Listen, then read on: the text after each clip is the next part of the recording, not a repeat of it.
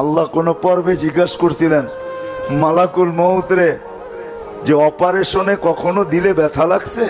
Operation বোঝেন তো, যে তুমি যে নিয়ে যাও কখনো দিলে ধাক্কা লাগছে? কয় 2 বার লাগছে। কয় কোন 2 বার?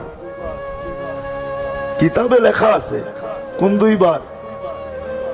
বলছে বন্যা চলতেছিল, প্লাবন চলতেছিল, এক নারী প্রেগনেন্ট অবস্থায় কাঠের উপরে বাসতেছিল, আর ওইখানেই বাচ্চা প্রসব।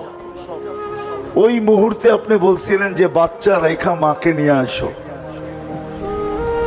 তখন বড় ধাক্কা লাগছে, চতুর্দিকে তো পানি আর পানি, কাঠের উপরে ভাসমান মাকে যদি নিয়ে যাই তো বাচ্চার কি হবে? তখন একটু ধাক্কা লাগছিল। বলে দ্বিতীয় সাদ্দাত যখন জান্নাত কমপ্লিট করলো